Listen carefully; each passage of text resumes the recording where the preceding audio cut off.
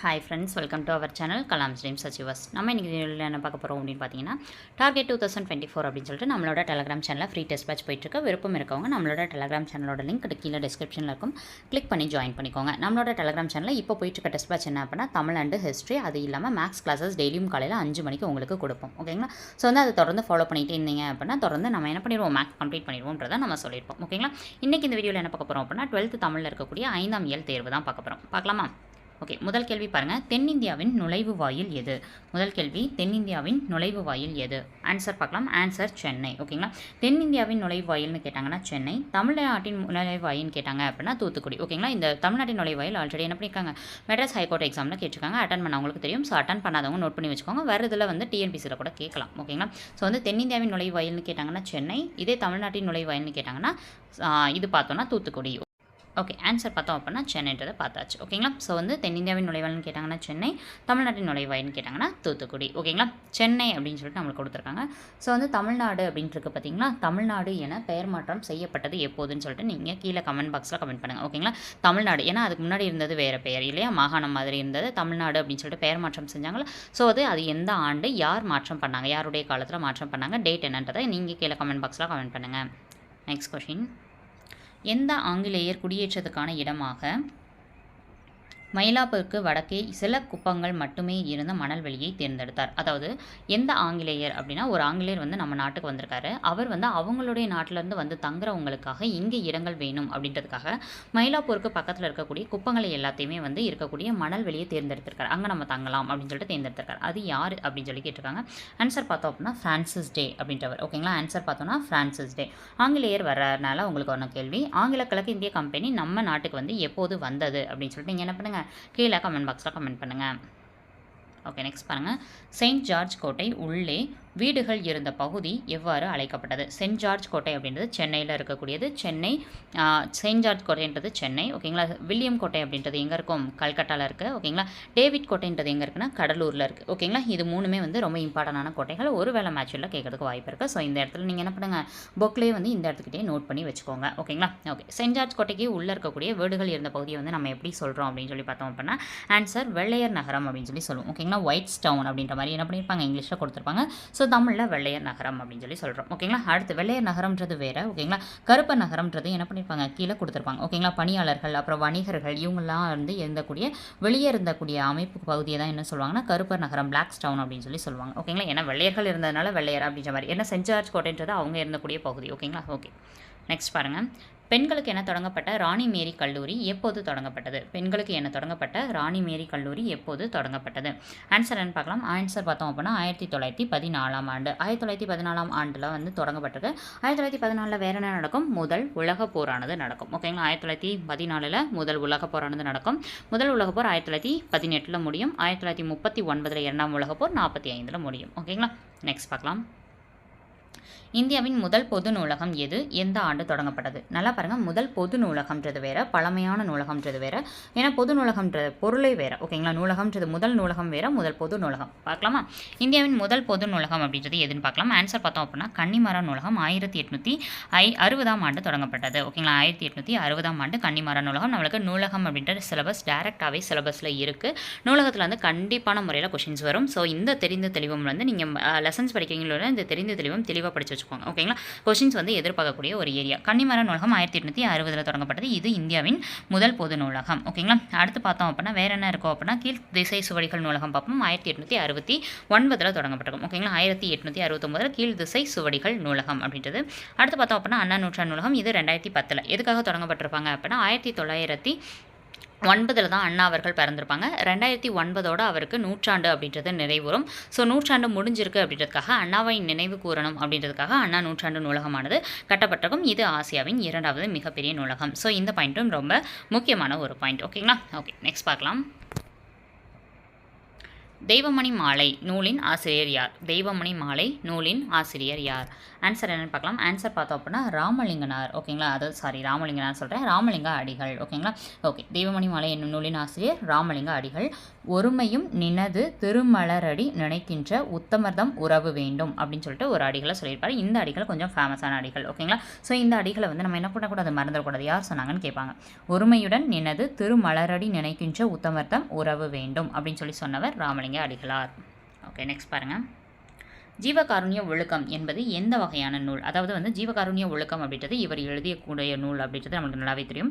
அது இல்லாமல் மனுமுறை கண்ண வாசகம்னு சொல்லிட்டு 2 நூலை எழுதியிருப்பார். இது எந்த வகையான நூல் அப்படின்னு சொல்லி கேட்டிருக்காங்க. ஆன்சர் பார்க்கலாம். ஆன்சர் பார்த்தோம் அப்படின்னா உரைநடை நூல். ஓகேங்களா, மனுமுறை கண்ட வாசகம், ஜீவகாருண்ய ஒழுக்கம் ரெண்டுமே வந்து உரைநடை நூல் தான். ஓகேங்களா, இப்போ நம்ம பார்த்த தெய்வமணி மாலைன்றது ஒரு பாமாலை. ஓகேங்களா, ஸோ அதையும் நோட் பண்ணி வச்சுக்கணும். ஸோ 5ஆம் திருமுறையில் இது இடம்பெற்றிருக்கு. எந்த நூலில் 5ஆம் திருமுறைன்னு கேட்டாங்கன்னா திருவருட்பால் இருக்கக்கூடிய 5ஆம் திருமுறையில் தான் இந்த தெய்வமணி மாலைன்றது இடம்பெற்றிருக்கு. ஓகேங்களா, திருவருட்பால் யாருடையதுன்னா ராமலிங்கனார் தொகுக்கப்பட்ட அந்த மொத்தம் இருக்கக்கூடிய இயற்றிய தொகுப்பு. ஓகேங்களா, ஓகே. ஆன்சர் பார்க்கலாமா? அடுத்த கொஸ்டின் பார்க்கலாம். முத்து பல்லக்கில் தேவாரம் தந்த திருஞான சம்பந்தர் அப்படின்னு சொல்லிட்டு ஒரு ஹெட்டிங் கொடுத்துட்டு இது வந்து 17ஆம் நூற்றாண்டு சுவர் ஓவியம் வந்து இந்த தலைப்பில் கிடச்சிருக்கு. எங்கே கிடச்சிருக்கு அப்படின்றதான் நம்மளுடைய கேள்வி. ஓகேங்களா, முத்து பல்லக்கில் தேவாரம் தந்த திருஞான சம்பந்தர் அப்படின்ற வார்த்தை வந்து ரொம்ப முக்கியம். தேவாரம் தந்த திருஞான சம்பந்தர். ஓகேங்களா, அப்போ தேவாரம் திருஞான சம்பந்தர் தான் பாடியிருக்காரா? யோசிச்சு பாருங்க. கண்டிப்பாக அவர் தான். ஓகேங்களா, அவர் மட்டுமா? கிடையாது. ஓகேங்களா, முதல் 3 பேர் சேர்ந்து பாடியிருப்பாங்க. ஓகேங்களா, மொத்தம் வந்து 3 பேர். யார் யார்? திருஞான சம்பந்தர், திருநாவுக்கரசர், சுந்தரர். ஓகேங்களா, இவங்க 3 பேரும் சேர்ந்து தந்தது தான் தேவாரம் என்பது. ஓகேங்களா, அதில் ஒவ்வொருத்தரும் ஒவ்வொரு குறிப்பிட்ட பாடல்களை அருளி செஞ்சிருப்பாங்க. ஓகேங்களா, ஓகே. இதில் தேவாரம் தந்த திருஞான சம்பந்தர் அப்படின்றவருக்காக ஒரு சுவர் ஓவியம் வந்து கிடச்சிருக்கு. அது எங்கே கிடச்சிருக்கு அப்படின்னு சொல்லி பார்க்கலாம். ஆன்சர் என்னன்னு பார்க்கலாம். ஆன்சர் வந்து திருநெல்வேலியில் கிடச்சிருக்கு. இது வந்து 113 ஒரு படம் கொடுத்துருப்பாங்க. அந்த படத்துக்கு கீழே அந்த ஒரு லைனில் இருக்கும். ஓகேங்களா, தெரியாதவங்க எடுத்து செக் பண்ணி பாருங்கள். ஓகேங்களா, திருநெல்வேலியில் அந்த திருஞான சம்பந்தர் குறித்த அந்த பாடல் வந்து நமக்கு கிடச்சிருக்கு. சுவர் ஓவியம். 9வது கேள்வி. மயிலை பதிகத்தில் காணப்படும் விழாவில் கடலாட்டு விழா அப்படின்றது எந்த மாதம் நடைபெறும் கேட்டிருக்காங்க. இப்போ எடுத்துக்காட்டுக்கு ஓண விழா அப்படின்னா அது வந்து எத்தனை மாதம் கொண்டாடுவாங்க? ஐப்பசியில் கொண்டாடுவாங்க. ஓகேங்களா, ஓணம்ன்றது எங்கே கொண்டாடப்படும்? கேரளா சைடு அதிகமாக ஃபேமஸ். ஓகேங்களா, மற்ற இடத்துல கொண்டாடுறாங்க, பட் ஃபேமஸ் அப்படின்றதே அங்கே தான். ஓகேங்களா, ஓணம் அப்படின்னாலே அங்கே தான். எப்படி பொங்கல்னா நம்மளோ அது மாதிரி அவங்க ஓணம். ஓகேங்களா, ஸோ அது ஓணம் விழா அப்படின்னா அது ஐப்பசி மாதம். அது மாதிரி கடலாட்டு விழா அப்படின்றது எந்த மாதம் கொண்டாடப்படும்னு சொல்லி மயிலை பதிகம் சொல்லுது அப்படின்னு சொல்லி கேட்டிருக்காங்க. ஓகேங்களா, ஆன்சர்னு பார்க்கலாம். மாசி மாதம் கொண்டாடப்படும். ஓகேங்களா, ஸோ வந்து என்னென்ன மொத்தம் வந்து 6 விழாக்களை பற்றி சொல்லியிருக்கோம். மயிலை பதிகம் அப்படின்றது. ஓகேங்களா, இது ஒரு நூல். மயிலை நூல்ன்றது ஒரு நூல். ஓகேங்களா, அந்த நூலில் சொல்லியிருப்பாங்க. ஓகே, அது பாருங்கள். ஐப்பசி அப்படின்றது வந்து ஓண விழா கொண்டாடப்படும் மாதமாகவும், கார்த்திகாவில் வந்து விளக்கு திருவிழா கார்த்திகை அப்படின்றது. ஓகேங்களா, மார்கழியில் திருவாதிரை திருவிழா, திருவாதிரைன்றது கொண்டாடுவாங்க. பார்த்தீங்களா, திருவாதிரை திருவிழா மார்கழி மாதம். தை மாதம் பார்த்தோன்னா தைப்பூச விழாவும், மாசி மாதம் கடலாட்டு விழா அப்படின்ற ஒன்றையும், பங்குனி மாதம் பங்குனி உத்திர விழாவையும் கொண்டாடுவாங்கன்னு சொல்லிட்டு மயிலை பதிகம் வந்து நமக்கு செய்தியை தருகிறது. ஓகேங்களா, ஓகே. அடுத்து பாருங்கள். பெருங்கடல் வேட்டத்து சிறுகுடி பரதவர் அப்படின்னு சொல்லிட்டு ஒரு அடிகள் இருக்குது.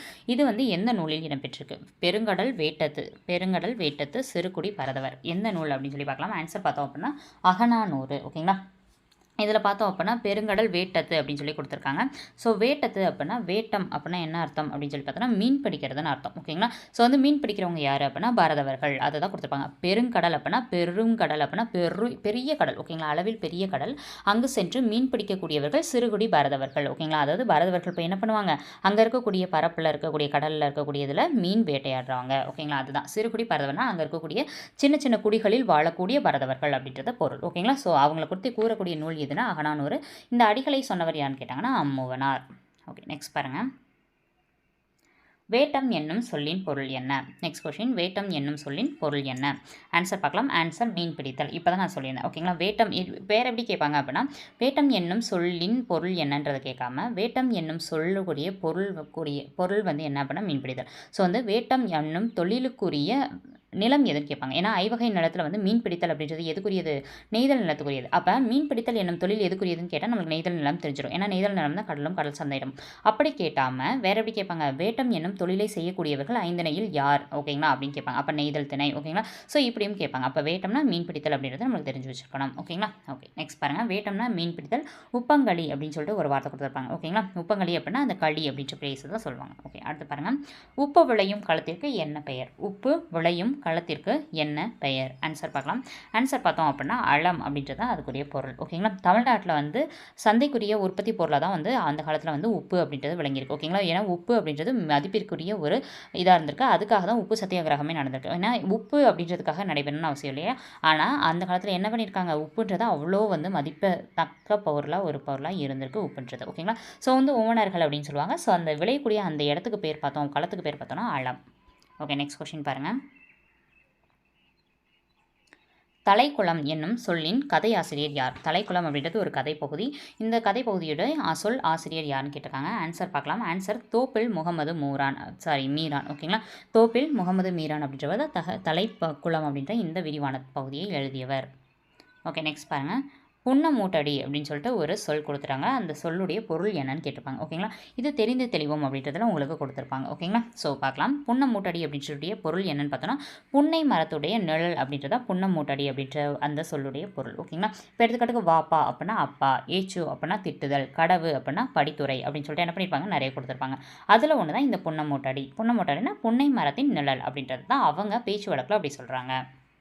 ஓகே, அடுத்து பாருங்கள். 15வது கேள்வி. 1997ஆம் ஆண்டு சாகித்ய அகாதமி விருது பெற்ற நூல். 1997ஆம் ஆண்டு சாகித்ய அகாதமி விருது பெற்ற நூல் எதுன்னு பார்க்கலாம். ஆன்சர் சாய்வு நாற்காலி. ஓகேங்களா? இது எப்படி நம்ம ஞாபகம் வச்சுக்கிறது அப்படின்னா, நாற்காலி அப்படின்றது நம்ம என்ன பண்ணுவோம், கொஞ்சம் சாஞ்சி இப்படி தான் போட்டிருப்போம். ஓகேங்களா? இப்படி போட்டு தான் 2 கால் இருக்கும் அப்படின்ற மாதிரி. அப்போ இதில் பாருங்களேன், இப்படி பார்க்கும்போது தலைகீழாக பாருங்கள், இப்படி போட்டிருக்கோமா, இப்படி போட்டிருக்கோம். ஓகேங்களா? அது அப்படி திருப்பி போட்டோம்னா 7ன்றது. அப்போ 1997ஆம் ஆண்டு அப்படின்றத ஞாபகம் வச்சுக்கோங்க. ஓகேங்களா? ஈஸியாக ஞாபகம் வச்சுக்க முடியும். இன்னொன்று 1997 தான் பாரத ரத்னா யார் வாங்கியிருப்பாங்க, ஏபிஜே அப்துல் கலாம் அவர்கள் வாங்கியிருப்பாங்க. ஓகேங்களா? ஏபிஜே அப்துல் கலாம் அவர்கள் எந்த ஆண்டு பிறந்தார்ன்றதை நீங்கள் கீழே கமெண்ட் பாக்ஸில் கமெண்ட் பண்ணுங்கள். நெக்ஸ்ட் கொஸ்டின் பார்க்கலாம். 16வது கேள்வி. மாந்தோப்பு வசந்தத்தின் பட்டாடை உடுத்தி இருக்கிறது. மாந்தோப்பு வந்து வசந்தத்தின் பட்டாடை உடுத்தி இருக்கிறது. இது யாருடைய கூற்று அப்படின்னு சொல்லி கேட்டிருக்காங்க. யாருடைய கூற்றுன்னு பார்க்கலாம். ஆன்சர் பார்த்தோம் அப்படின்னா நான் பிச்சமூர்த்தி அவர்களுடைய கூற்று. ஓகேங்களா? இது வந்து பார்த்தோம் அப்படின்னா ஒரு இலக்கணம் அப்படின்றதுல அந்த அடிகள் கொடுத்துருப்பாங்க. அந்த அடிகளுக்கு கீழே எந்த நூல்னு கொடுத்துருப்பாங்க. அதுலேருந்து எடுக்கப்பட்டது. ஓகேங்களா? அதாவது என்ன அப்படின்னா, வசந்தத்தின் பட்டாடை உடுத்திருக்கிறது அப்படின்னா வசந்த காலத்தில் நல்லா எப்படி இருக்கும், கொஞ்சம் செழிப்பாக இருக்கலாம். அதை தான் வந்து இந்த வடிகளில் வந்து பிச்சமூர்த்தி அவர்கள் சொல்லியிருப்பாங்க. ஓகேங்களா? ஓகே, இப்போ இது வந்து வேறு எப்படி நம்ம ஞாபகம் வச்சுக்கிறது அப்படின்னு பார்த்தோம் அப்படின்னா, பட்டாடை எங்கேப்பா சாப்பாடுக்கே இது முடியல, இதில் வந்து பிச்சை எடுத்துகிட்ருக்கோம், அப்போ எங்கிட்டப்பா நாங்கள் வந்து வசந்தத்துக்குலாம் போகிறது அப்படின்னு சொல்லி நிறைய பேர் வந்து அவங்களுடைய கவலைகளை இந்த மாதிரி சொல்லுவாங்க இல்லையா? ஸோ வந்து அந்த மாதிரி ஞாபகம் வச்சுக்கோங்க. ஸோ பிச்சமூர்த்தி அப்படின்றது. ஓகேங்களா? ஜஸ்ட் தேவைப்பட்டால் எடுத்துக்கோங்க, அவ்வளோதான். ஓகேங்களா? ஓகே, நெக்ஸ்ட் பாருங்கள். காலை இளம் வெயில் நன்றாக மேய தும்பறுத்து துள்ளி வரும் அப்படின்னு சொல்லிட்டு தும்பறுத்து துள்ளி வரும் புதுவெயில் அப்படின்னு சொல்லி கொடுத்துருப்பாங்க. இதில் ஜஸ்ட் வந்து ஸ்பெல்லிங் மிஸ்டேக் இருக்குது. ஓகேங்களா? அது என்ன அப்படின்னா, அது ஸ்பெல்லிங் மிஸ்டேக் கிடையாது. பொருள் வந்து நம்ம புரிஞ்சுக்கிறத பொறுத்து தான் இது ஈஸியாக இருக்கும். ஓகேங்களா? காலை இளம்பெயில் நன்றாக மேய தும்பறுத்து துள்ளி வரும் புதுவெயில். ஓகேங்களா? அதாவது என்ன அர்த்தம் அப்படின்னா, இது என்ன மீனிங்னு ஃபஸ்ட் பார்க்கலாம், அதுக்கப்புறம் பார்க்கலாம். ஆன்சர் பார்த்தோம் அப்படின்னா, கல்யாண்ஜி அவர்கள் தான் இதை வந்து என்ன பண்ணியிருக்காங்க, நமக்கு கொடுத்துருக்காங்க. ஓகே, கல்யாண்ஜி அவர்கள் வந்து இந்த பாடலை கொடுத்துருக்காங்க. இதை நம்ம ஞாபகம் வச்சுக்கலாம். இப்போ பாருங்கள், காலை இளம் வெயில் அப்படின்னா என்ன அர்த்தம் அப்படின்னா, காலையில் அந்த வானத்திலிருந்து கொஞ்சம் கொஞ்சமாக அந்த வெயில் எழும்பி வரும் பார்த்திங்கன்னா, அது நன்றாக மேய தும்பறுத்து துள்ளி வரும் புதுவெயில் அப்படின்னு சொல்லி கொடுத்துருப்பாங்க. அப்படின்னா என்ன அர்த்தம் அப்படின்னா, நன்றாக தும்பறுத்து துள்ளி வரும் அப்படின்னா என்ன அர்த்தம் அப்படின்னா, இப்போ ஒரு கன்றுகள் இருக்குது. ஓகேங்களா? இப்போ எடுத்துக்காட்டுக்கு மாட்டோட கன்று இருக்குன்னு வச்சுக்கோங்களேன். அந்த கன்றை என்ன பண்ணுவாங்க, கட்டி வைப்பாங்க. அப்போ அந்த கட்டி வச்சு அந்த தும்பை அறுத்து ஒரு கயிறு இருக்குல்ல, அதை தான் தும்புன்னு சொல்கிறாங்க. ஸோ தும்பு அறுத்து துள்ளி வரும் அப்படின்னா, அந்த தும்பை அறுத்துட்டு என்ன பண்ணும், மேயறதுக்காக துள்ளி வரும். அதுதான் மேய. ஓகேங்களா? நல்லா மேயணும் அப்படின்றதுக்காக நன்றாக மேய தும்பை அறுத்து கொண்டு துள்ளி வருவது எது அப்படின்னு பார்த்தோன்னா கன்று. அதுபோல் காலையில் அந்த இருக்கக்கூடிய இருளை வந்து அப்படியே அகற்றி கொண்டு வெளியில் வரக்கூடியதான் எது, புது வெயில், காலை இளம் வெயில் அப்படின்னு சொல்லி என்ன பண்ணியிருக்காரு, கல்யாண்ஜி அவர்கள் புது கவிதையில் கொடுத்துருக்காரு. அருமையான ஒரு கவிதை. அடுத்து பாருங்கள். வெந்தாறு பொன்னின் அந்தி பூப்ப, இது எந்த நூலின் அடிகள்? வெந்தாறு பொன்னின் அந்தி பூப்ப, இது வந்து எந்த அடிகள்னு கேட்டிருக்காங்க. ஆன்சர் பார்க்கலாம். ஆன்சர் என்ன அப்படின்னா அகநானூறு. இலக்கணத்திலேயே இருந்தாலும் இது அகநானூறுன்றது நம்மளுக்கு சிலபஸில் இருக்குன்றதுனால இந்த அடிகளை கொடுத்துட்டு என்ன பண்ணுவாங்க, நமக்கு கேட்பாங்க. ஸோ வந்து நம்ம என்ன பண்ணணும், சிலபஸ்லேயே இல்லை அப்படின்னா, இலக்கணம் வந்து சிலபஸ்லேயே இல்லைன்னா கூட உள்ள இருக்கக்கூடிய லைன் வந்து சிலபஸில் இருக்கா அப்படின்றத நம்ம என்ன பண்ணணும், செக் பண்ணணும். ஓகேங்களா? ஓகே, இப்போ ஆன்சர்ன்றதை பார்க்கலாம். ஆன்சர் அகநானூறு. ஓகே, பார்க்கலாம். இதோட பொருள் என்னன்றதையும் பார்த்துக்கோங்க. வெந்தாறு பொன்னின் அந்தி பூப்பு அப்படின்னா, அந்தி அப்படின்னா என்னென்னா அந்தி வானத்தை சொல்லுவாங்க. ஓகேங்களா. அந்தி வானம்ன்றது எப்படி இருக்குன்னா, அந்தி பூப்பு அப்படின்னா அந்தி வானம். ஓகேங்களா. அந்த வானம் வந்து அப்படியே அந்த கலர் இருக்கும் பார்த்தீங்களா, ஒரு மாதிரி ஆரஞ்சும் இல்லாமல் எல்லோவும் இல்லாமல் மீடியம் கலரில் அப்படியே அழகாக இருக்கும் பார்த்தீங்களா, அதுதான் அந்தி வானம்னு சொல்லுவோம். ஸோ வந்து அந்த அந்தி வானம் அப்படின்றது வெந்தாறு பொன்னின் அப்படின்னா என்ன அர்த்தம் அப்படின்னா, மெது மெதுவாக வந்து உலைக்களத்தில் வெந்து கொண்டிருக்கு, அதுக்கப்புறம் ஆறிக்கொண்டிருக்கும் பொன்னோட நிறம். ஓகேங்களா. பொன்னின் நிறம் அப்படின்னு சொல்லி சொல்லுவாங்க. அதாவது வெந்தாறு அப்படின்னா வேகிறதுன்னு அர்த்தம். ஓகேங்களா. வெந்தாறு அப்படின்னா வேகிறதுன்னு அர்த்தம். என்ன வேகுது அப்படின்னா, உலைக்களத்தில் வந்து வெந்து கொண்டு இருக்கக்கூடிய வெந்துட்டு அதை எடுத்து ஆற வைக்கிறோம். ஓகேங்களா. அது என்ன அப்படின்னா பொண்ணு. ஓகேங்களா. பொண்ணா தங்கம் அந்த இதெல்லாம் சொல்கிறோம்ல, அதான் பொண்ணு. அந்த பொண்ணை வந்து ஆற வைக்கிறோம்ல, அந்த கலர் எப்படி இருக்குமா, அந்த அந்தி பூப்பை அந்தி வானத்து போல் இருக்குமா அப்படின்ற மாதிரி என்ன பண்ணியிருக்காங்க இந்த இடத்துல சொல்லியிருக்காங்க. ஓகேங்களா. அதை தான் வந்து உருப்படிமம் அப்படின்னு சொல்லி சொல்லுவாங்க. அதெல்லாம் நமக்கு தேவையில்ல, அது இலக்கணம். ஓகேங்களா. ஓகே, நமக்கு நிறம் அப்படின்றத படிப்பாங்க. அப்போ வெந்து கொஞ்சம் ஆறிக்கொண்டிருக்கக்கூடிய பொன்னின் நிறமானது அந்தி வானத்தை போல இருக்கிறது அப்படின்னு சொல்லி சொல்கிறாங்க. ஓகே, நெக்ஸ்ட் பாருங்கள். வெளியறி ஞமலி இதில் குறிப்பிடப்படும் விலங்கு எது? வெளியறி ஞமலி இதில் குறிப்பிடப்படும் விலங்கு எது? ஆன்சர் பார்க்கலாம். ஆன்சர் பார்த்தோம் அப்படின்னா நாய் அப்படின்றது. ஞமலி அப்படின்ற அந்த வார்த்தை வந்து நாய் அப்படின்றத குறிக்கக்கூடியது. ஓகேங்களா. ஓகே, நெக்ஸ்ட் பார்க்கலாம். 20வது கேள்வி. சோமசுந்தர பாரதியார் இவருடைய காலம் என்ன? சோமசுந்தர பாரதியார் அப்படின்றவர் பாரதியார் இருப்பார் பார்த்தீங்களா, அந்த டைம்லேயே தான் அங்கே இருந்தக்கூடிய ஒருத்தர் தான் சோமசுந்தர பாரதியார். ஓகேங்களா. அவருடைய காலம் தான் கிட்டத்தட்ட வந்து பாரதியார் வந்து 1882 பிறந்திருப்பார். சோமசுந்தர பாரதியார் ஒரு 3 வருஷத்துக்கு முன்னாடி. ஓகேங்களா. 1879 பிறந்திருப்பார். ஓகேங்களா. இவங்க 2 பேத்துக்கும் தான் பாரதி அப்படின்ற பட்டம் வந்து வழங்கி சிறப்பிச்சிருப்பாங்க. ஓகேங்களா. ஸோ வந்து இவங்க 2 பேருமே இம்பார்ட்டன்ட் தான். ஓகேங்களா. ஓகே, பார்க்கலாம். சோமசுந்தர பாரதியாருடைய காலம் பார்த்தோன்னா 1879லேருந்து 1959 வரைக்கும். ஓகேங்களா. இவருக்கு பின்னாடி பிறந்தவர் தான் நம்மளுடைய பாரதியார் அவர்கள். 1882 பிறந்தா 1921 இவருக்கு முன்னாடியே இறந்திருப்பார். ஓகேங்களா. அடுத்து பார்க்கலாம். உள்நாட்டு சந்தைக்கு பொருள்களை எடுத்துச் செல்லும் சிறு வணிகர் கூட்டம் பற்றிய 17ஆம் நூற்றாண்டு சுவர் ஓவியம் வந்து எங்கே கிடச்சிருக்கு அப்படின்னு சொல்லி கேட்டிருக்காங்க.